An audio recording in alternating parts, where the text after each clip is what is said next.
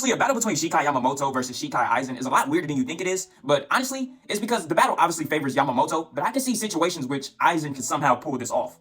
Before we even get into it, let's break down the rules of this fight. This is Shikai Aizen versus Shikai Yamamoto. There will be no Hogyoku and there will be no Bankai. So instantly, the most important aspect of this fight instantly becomes spiritual pressure. And what I mean by that is just overall Reishi and Reishi density. When it comes to like who has the most spiritual pressure, Yamamoto probably beats Aizen without the Hogyoku.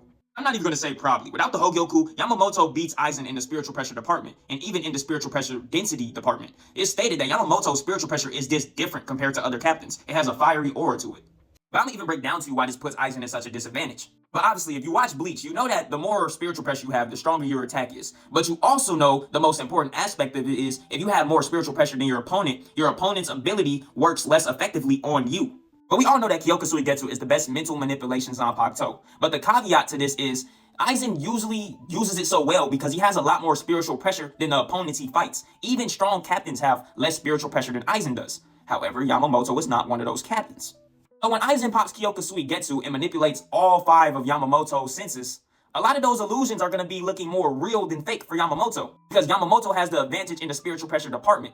So all of a sudden, Aizen's complete hypnosis is not going to be so complete against Yamamoto. It's going to be more like 50-50 hypnosis. You can really look at it like an Elden Ring boss battle. Aizen Kyoka Suigetsu being the dodge button and Ryujin Jaka Yamamoto being the boss. If Yamamoto hits Aizen a few times, he's going to win because Yamamoto just is going to do that much damage to Aizen. But Aizen would have to slowly chip down Yamamoto throughout the whole fight, and he would have to hope Kyoka Suigetsu would land him enough dodges to win in the long run.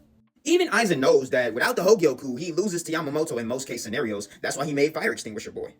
Because Aizen simply made Wonderwise to give him enough time to evolve past Ryujin Jaka's flames. That's essentially what Wonderwise is, a buffer period for Aizen.